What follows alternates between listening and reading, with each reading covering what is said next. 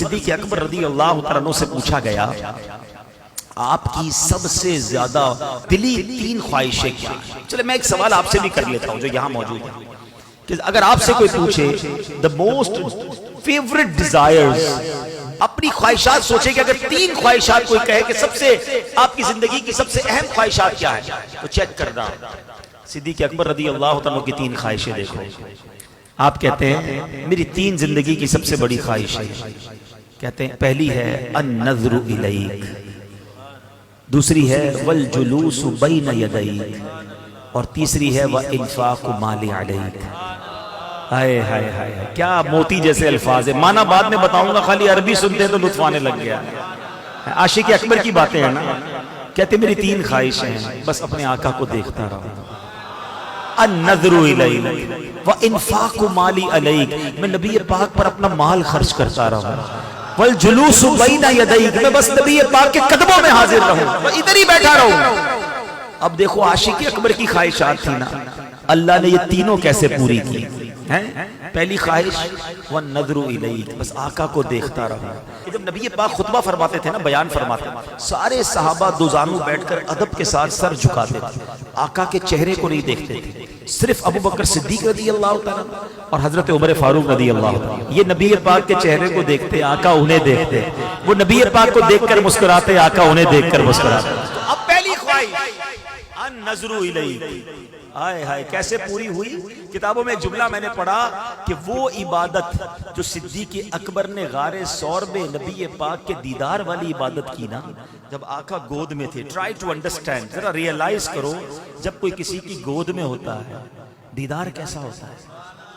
آنکھیں کیسی دیکھی ہوں گی، ابرو کیسے دیکھے ہوں گے، داڑھی کیسی دیکھی ہوگی، پیارے آقا کے مبارک کان کیسے دیکھے ہوں گے، اور کتنا جی بھر کے دیکھا ہوگا. علماء کہتے ہیں جس وقت صدیق اکبر نبی پاک کا اس وقت جو دیدار کر رہے تھے، کائنات میں وہ عبادت کوئی اور نہیں کر رہا.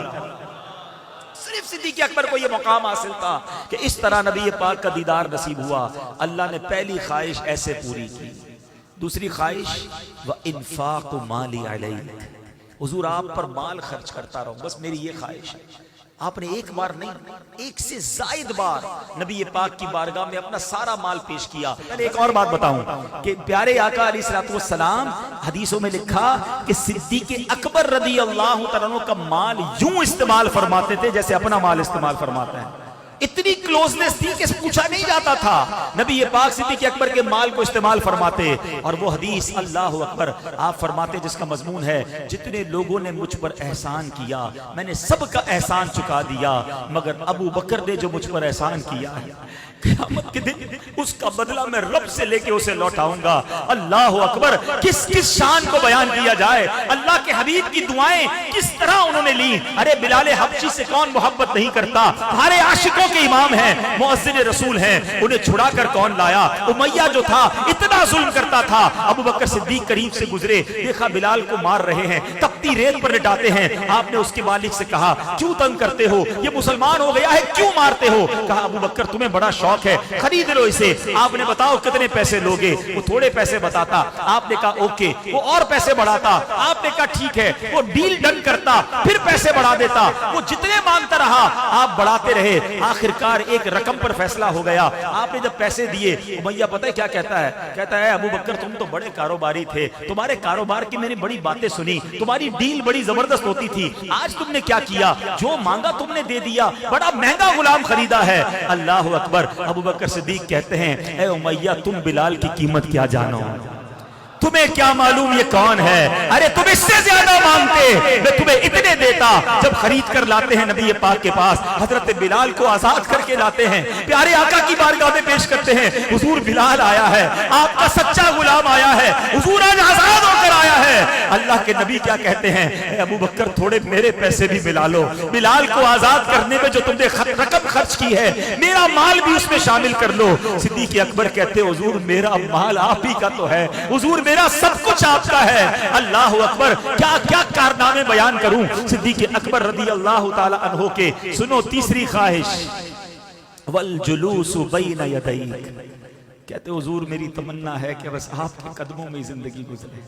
زندگی تو گزاری مگر جب وفات کا وقت قریب آنے لگا، آقا تو تشریف لے جا چکے تھے نا دنیا سے ہیں، مگر صدیق اکبر رضی اللہ تعالیٰ عنہ نے وصیت کیا کی، کہتے دیکھو جب میرا وصال ہو جائے نا تو میری میت کو نبی پاک کی بارگاہ میں لے جانا، روضے کے سامنے رکھ دینا اور یہ کہنا کہ حضور ابو بکر حاضر ہے، اگر اندر سے اجازت مل جائے تو ساتھ دفن کر دینا، اجازت نہ ملے تو جنت البقیع میں دفنا دینا۔ یہاں ایک بڑی باریک سی بات ہے، عقیدے کی بات کر دوں، یہ تو وصیت صدیق اکبر نے کی کتابوں میں لکھا، صحابہ نے کیوں عمل کیا؟ کیونکہ صحابہ جانتے تھے کہ حضور مزار میں حیات ہیں۔